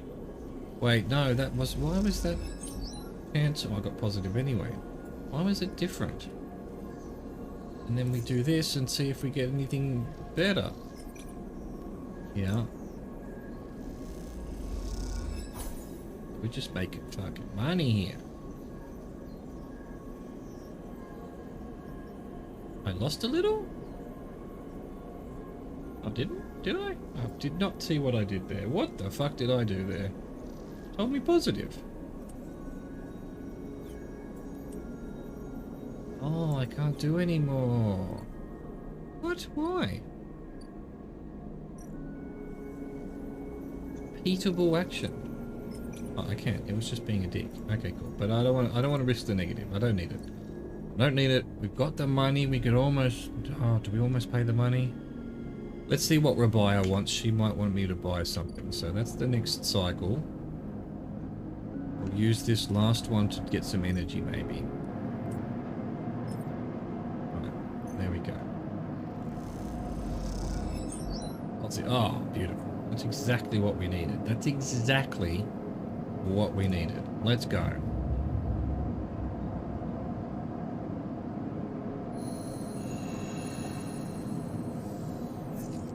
We're down to flickering. Okay. Alright. These should be available now. Rabia. As you approach the address Rabia gave you, a heavy hand falls on your shoulder. What's your business here? The enforcer grips your shoulder, giving a hint of the strength her implants give her. As you turn to see the same subsidiary eyes as Rabia and Toshiro, glinting like mirrors on her cheeks. This is low end. Oh, no, I thought it was someone's name. Gia, please. The sleeper is here by my invitation. At Rabia's command, the hand immediately loosens and an apologetic look replaces the scowl on Gia's face. Of course, Rabia. I'm sorry. I don't know what fucking accent to give her. There's just too many people with too many accents now. Rabia waves her away. Don't you worry. I appreciate your protective instincts. She smiles at the enforcer. How about you head to the tambour? They have a delivery coming and they need some help with the lifting. Gia nods and walks away. Nods and walks away. So, sleeper, you came. I'm glad. I was curious. Curious is good. He smiles a tight smile. You have to understand, finding you there in Sabine's unit, I wasn't sure where we stood. There are more than a few people on this station who would rather I was dead. I had to be sure you weren't one of them. I wish you no harm. I am glad. Rabia begins walking and gestures for you to walk with her. She takes you down a staircase into the bustling walkways of the low end. What do you know about the Yatagan? Nothing. Come on, sleeper, humor me. I know we have a reputation. People with carts push part, moving crates of supplies around the thin and winding passages. Our reputation is one that implies threat. Is that fair to say? We are framed as aggressors, parasites, criminals. He gestures around at the people in the passageway. But when was the last time you saw a lawmaker on the eye? A policeman? Who makes the laws here? Erlin did?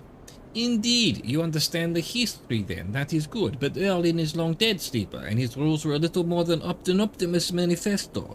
The Eye has changed so much since then. If you had spent your time in the low end, maybe your opinion of us would be different. This is our place, our people.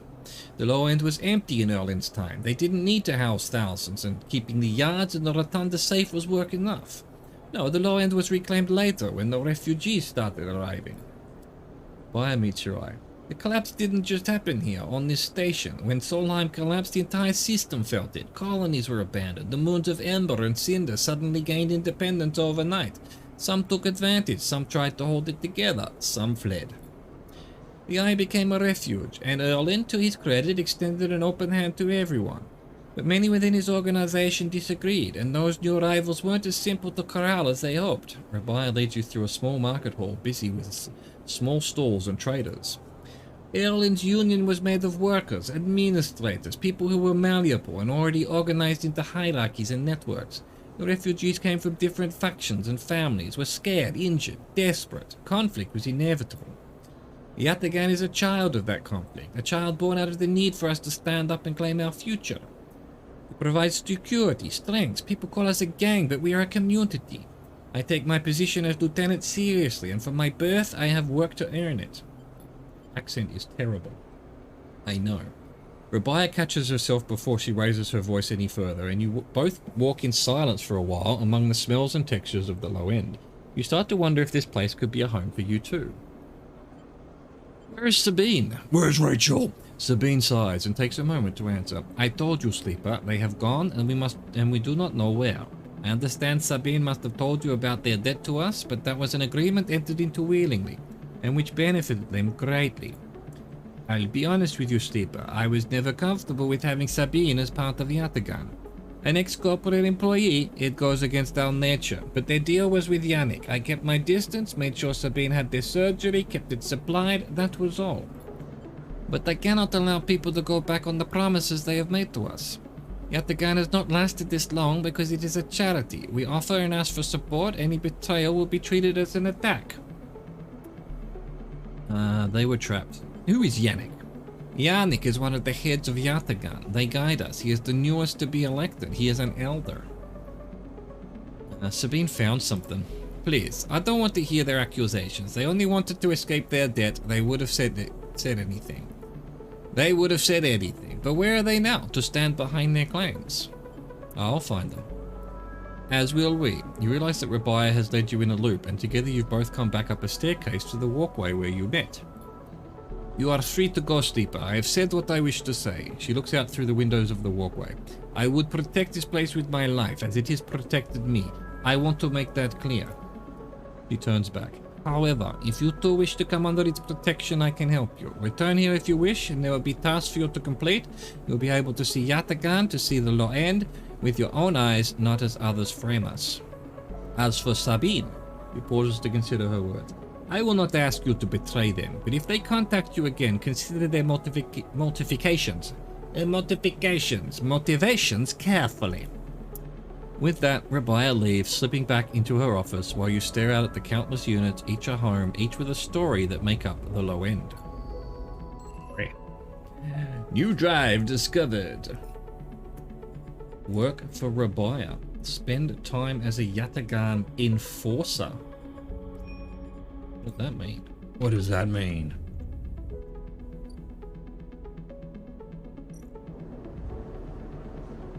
Collect tithes.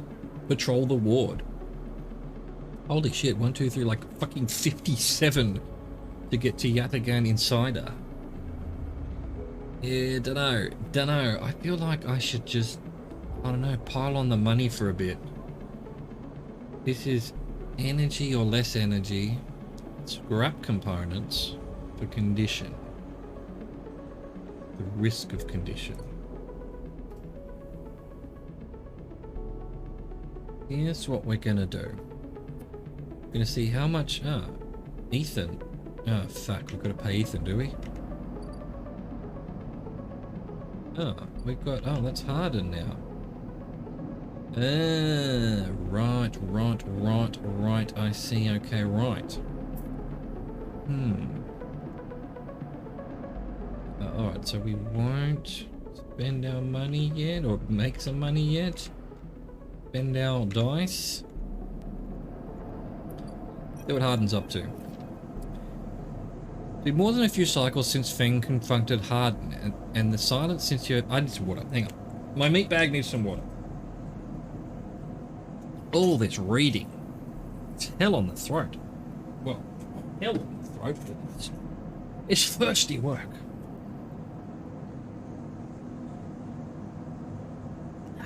Yes. Been more than a few cycles since Feng confronted Harden, and the silence since has been noticeable. In your time with Feng, you haven't exactly found him to be reliable, but you did expect to hear the end of whatever plan he put into action. But if he won't come to you, you think as you approach the Havenage building, then it's time to come to him. After all, he did promise to fix your tracker, and you are getting nervous. As you approach the bay doors, you see them wide open and light pouring out of the once dark room. Stacks of servers and terminals sit outside the bay, suddenly robbed of their mystery by the bright flood lamps. A figure in Havenage security fatigue steps out of the bay as you get closer, carrying a stack of hardware. Approach. As you get closer, you see the security officer taping up machines from Feng's stack with what looks like hazard tape. This isn't good. Who's this, Harden? You again.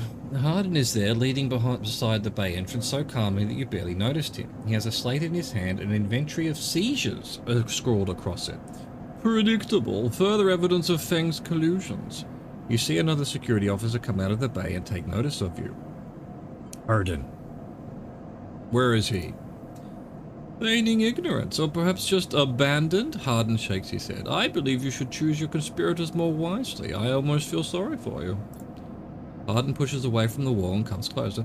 Don't worry, Sleeper. We all have the evidence we need. Our confession won't be necessary. He gestures around the stacks of hardware. Spying on fellow Havenage members, hoarding Solheim materials, an obsession with corporate data. It speaks for itself, does it not? That was his job. And what would you know about jobs, Sleeper? He looks at the glass roof above and the stars beyond. We are the ones that provide the oxygen when you are breathing, the light you are seeing, the systems you use every day to live out your cycles.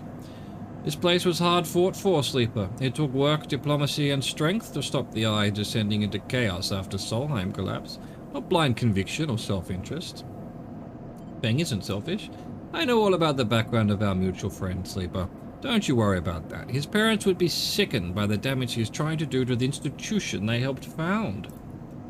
You see, Sleeper, we are proud of our history here. Andre Erlin and the First Union founded this place, and Havenage has welded his values into the station's very walls. We will never turn away the hard-working, the just, the true citizens of the Eye. Havenage aren't a gang like Yatagan. We aren't pirates like half the spacers you'll meet in the hub, or esoterics like those Haifa radicals in the Greenway. We are the backbone of this place, proud and true. We named Erlin's Eye, Sleeper. This is our station. He meets your eye. So please, take your false accusations elsewhere before I decide I need that confession after all. Harden, you shithead. Take a good look at yourself, Sleeper, before it's too late, he smiles. If you have any pride, you'll give up Feng the moment he contacts you. You know where to find me. With that, Harden turns his back and walks back towards the security officers, ordering them to continue the clear-out. As they do, something catches your eye among one of the server stacks, a crumpled, hand-printed box of synthetic chewing gum, a penguin character grinning from the brightly coloured card, and scrawled onto it a speech bubble reading, "Take me to Tambor." Take it. You carefully pocket the box, making sure no one is watching, and then turn away just as another stack of servers is wheeled out of the bay.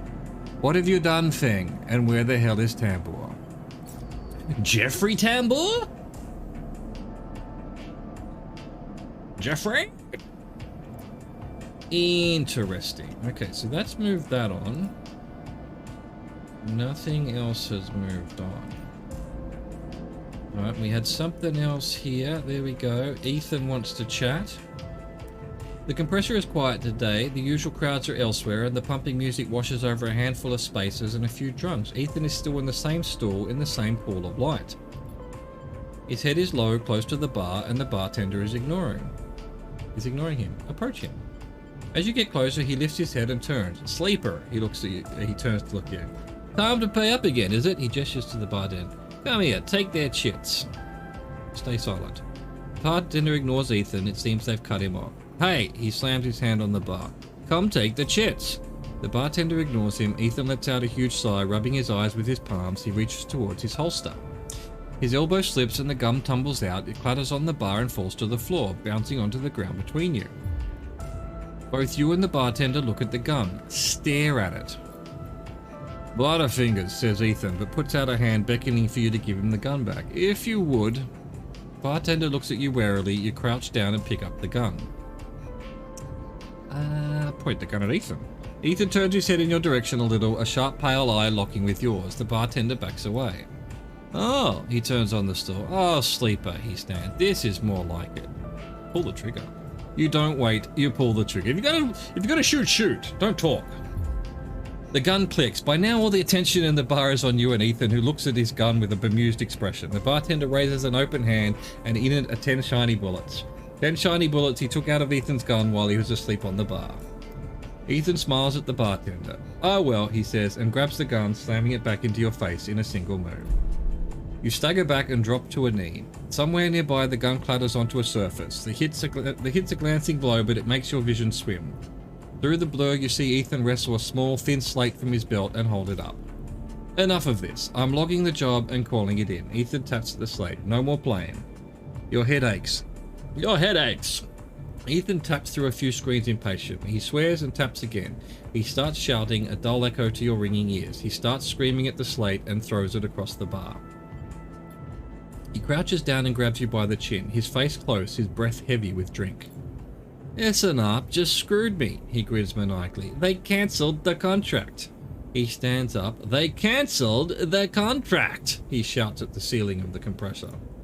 You stand up, struggling to your feet, the sting of the hit fading. Ethan is rubbing his temples, his face pale. You hear a clicking sound, like coins being counted, like bullets being loaded into a magazine. When you shake off the last of the blur, the bartender has Ethan's pistol trained on Ethan's head. Ethan stumbles back towards the middle of the room, all eyes trained on him. I'll kill all of you, he screams. He stumbles into the wall, spinning away towards the door. I'll be back for that, he shouts at the bartender and lunges out of the compressor. You steady yourself on the bar and catch your breath. The rumble of conversation returns. The bartender goes to say something, but then thinks better of it and begins to clean the bar. After a while, you wander out into the light of the bright market, looking for Ethan around every corner. Yeah. Oh, again we're gonna have to pay him again? Ethan may be disarmed, but you doubt you've seen the last of him. Alright, so there's still a cycle clock there, but we didn't have to pay him again. Okie. Do I want to spend time as a Yatagan enforcer?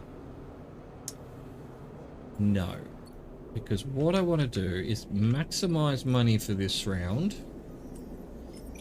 100%. Beautiful. 100%. Beautiful. What's this going to be? No, it's got negative, so I don't want it. Let's re-roll. Exactly the same basic. Oh, no, there we go. That's good. Neutral's fine if we hit it. And it's positive anyway. And we don't want that one. Okay. Cool. So I've now got 240. I'm going to open up this. See if we can get some damn mushrooms. To reach the Greenway, you need to pay for a pass. Give me the pass. Beautiful. A heavily tattooed spacer takes your chits and tells you to prepare. You'll be waiting at the edge for your arrival.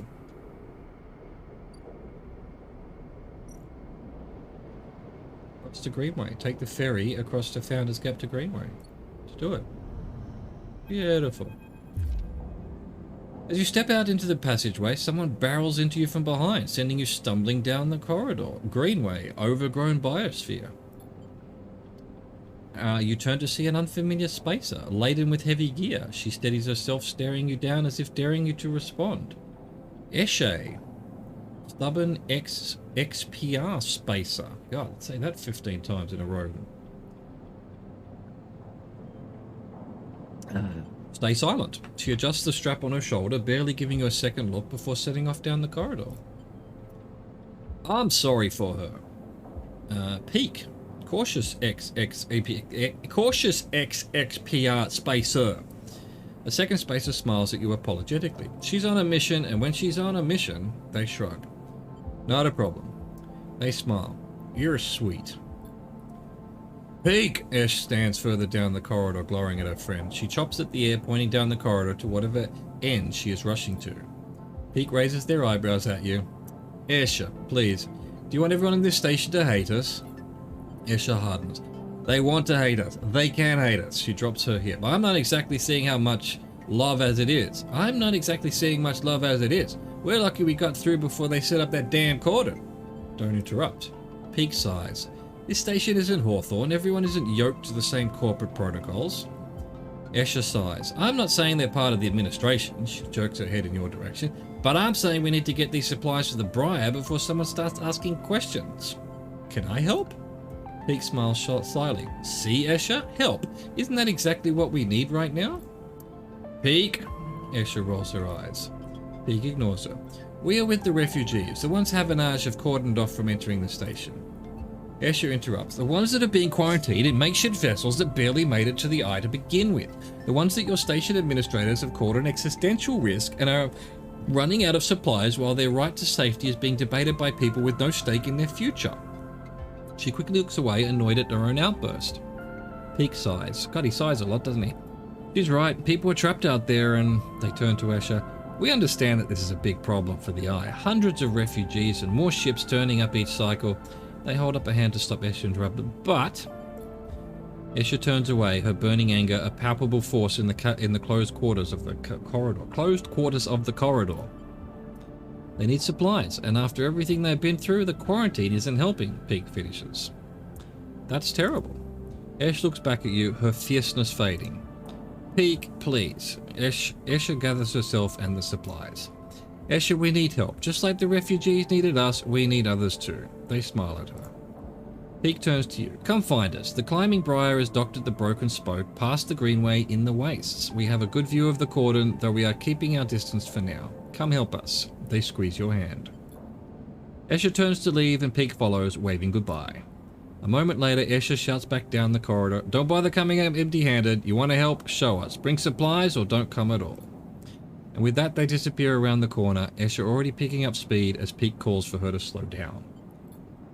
Refugee flotilla? Where are they coming from and why now? Each time you think you begin to understand this place, something changes. There's something happening here. Work for Briar flotilla aid. Bring mushrooms to the Briar. I'm bringing mushrooms to Emphas. What is this mushrooms bullshit? Overgrown biosphere. Going green. Plus going green.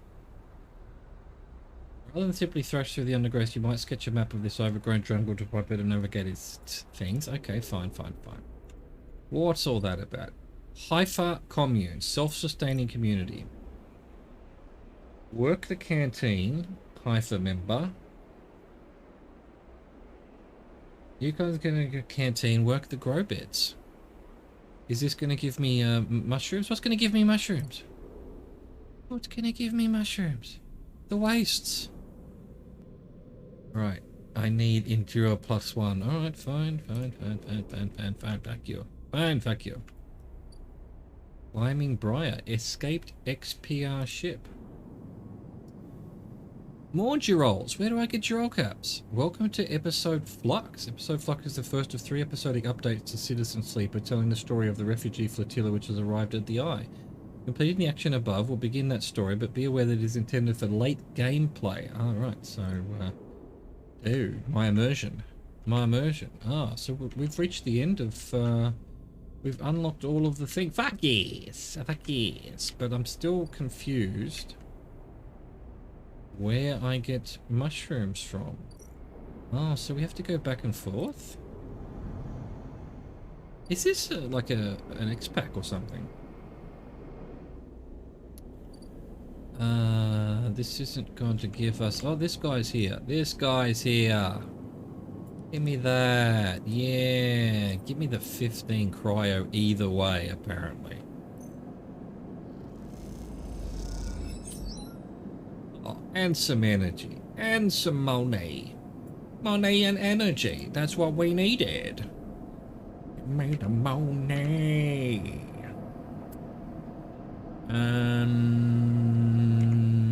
Yeah.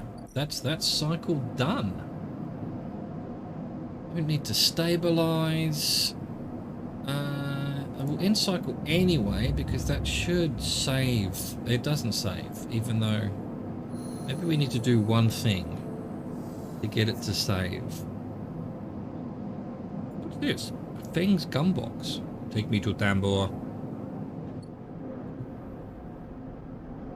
Alright, let's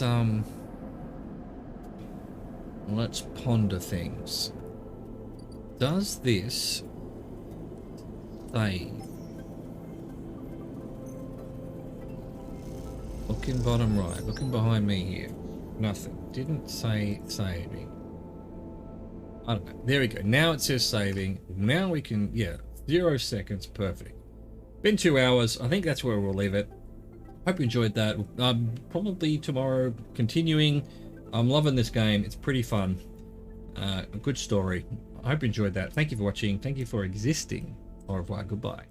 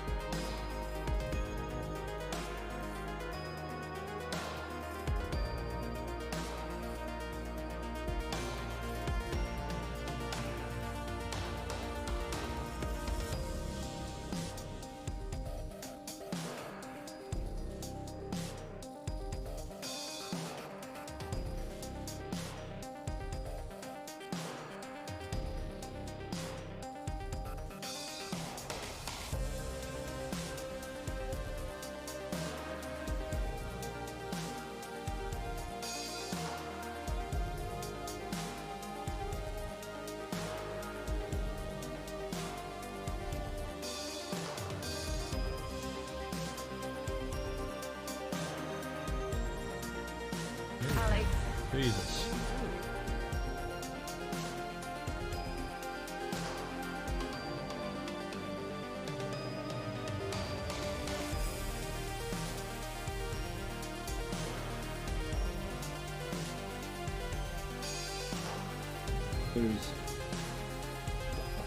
Yes!